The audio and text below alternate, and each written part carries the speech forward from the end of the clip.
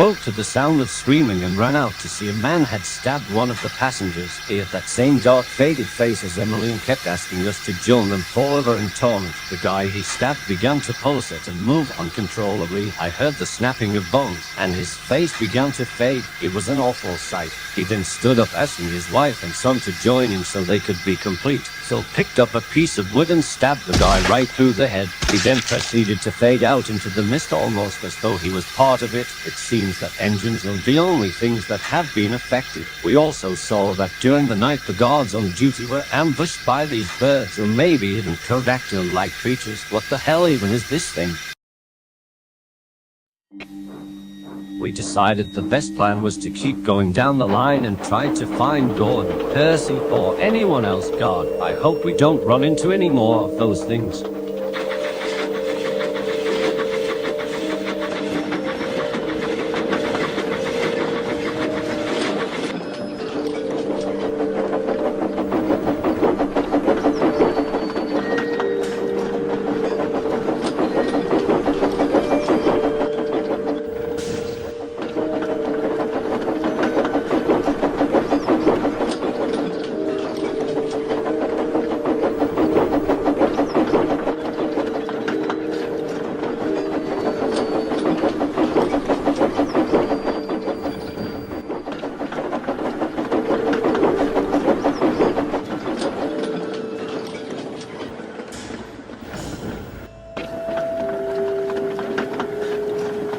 When we neared Gordon's Hill, we decided to check the express coaches that were derailed, and we realized there was a brake coach. Did Gordon lose at this train? I mean, he must have. He didn't have a brake coach yesterday. We didn't know how these coaches had gotten here, as they weren't here when we had originally gone up. We decided it was best to leave them be and keep going.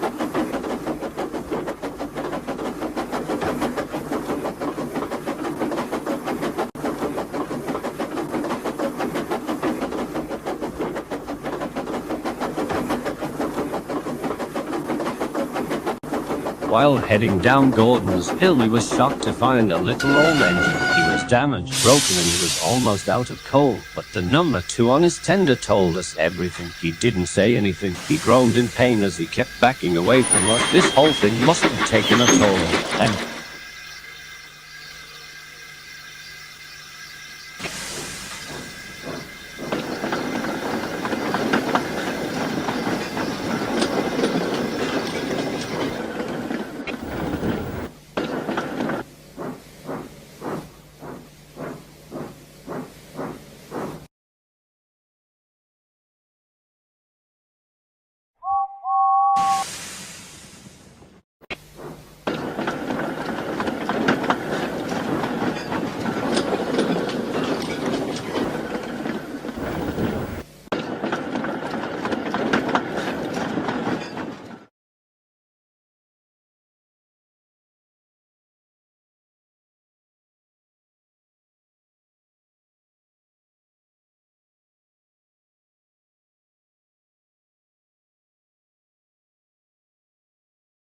we made it to Man where we had originally seen Emily. We put Edward and James into a siding where Edward finally spoke. Apparently this all started about a month ago when that new research facility was built to research Sodor's past and recently found artifacts.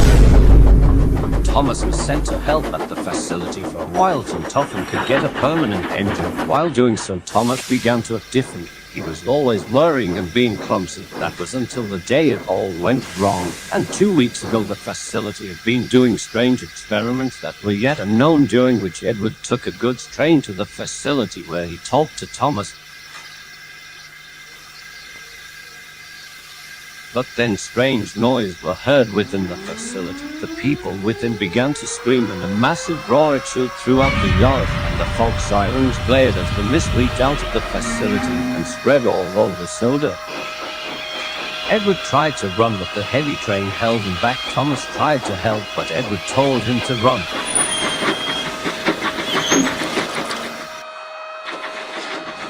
Edward slowly moved, and when he finally got a grip, he saw Murdoch heading right towards the facility.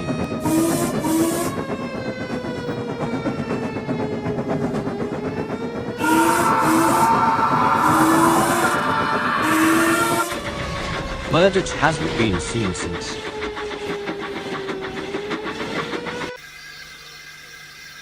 Some engines were transformed into horrible monsters, while others were lucky enough to be spared. Edward began to cry, asking why out of everybody he was spared. We didn't believe him and told him the mist never leaked from the facility and there never was a massive roar and that everything was fine until yesterday when we were at Knapford with him. Edward stared at us with confusion. Knapford? I haven't been to Knapford in over a week. I don't know what to think anymore. He claims that the facility is the cause of this and that he wasn't at Knapford, but I've witnessed the exact opposite. The old engine has no hope, but James and the passengers who stayed with us believe it will be okay.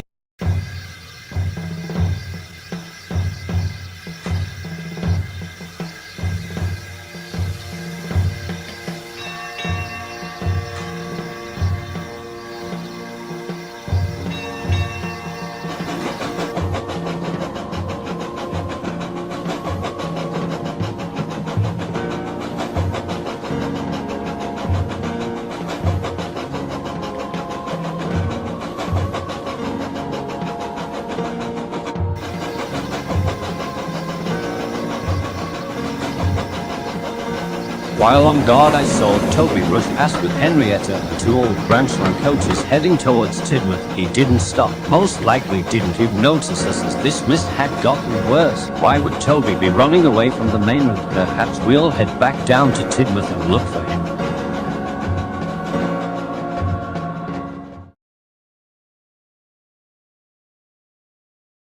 Edward said that they had a base at Brendan with a few other engines and a bunch of people, but they were attacked by two engines who put them through traps and games which resulted in the others' deaths. We might go check it out to see if anyone else made it. While sitting around, we saw that engine again. I think I saw those two old branchline coaches along with Henrietta behind him begging for him to stop. They only confirmed exactly was.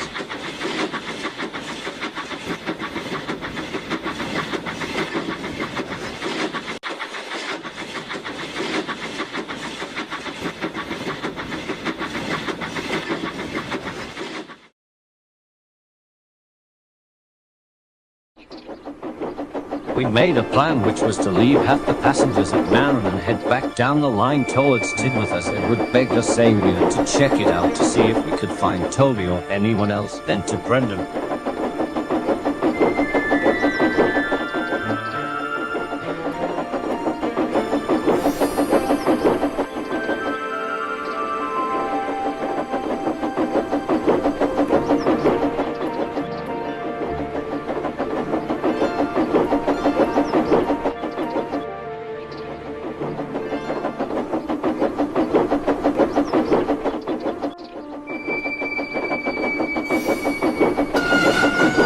We arrived at Tidmouth, where we found something, the remains of the only tram engine on Sodor, and that's when we knew we had lost Toby.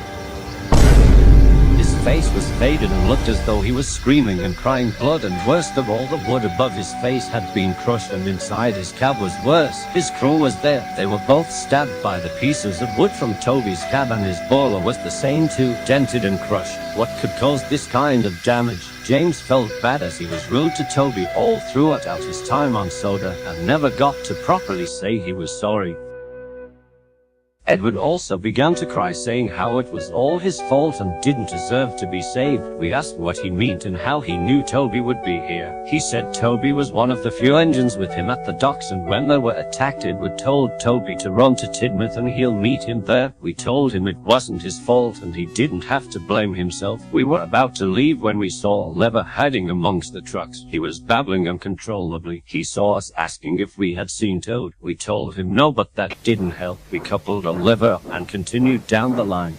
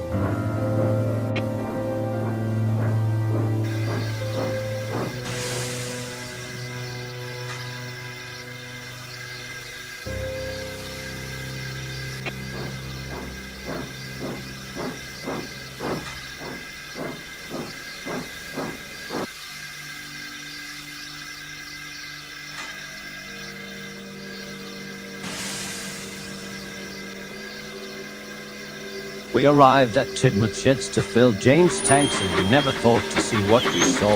We heard crying coming from one of the berths. We opened it and we couldn't believe what we saw.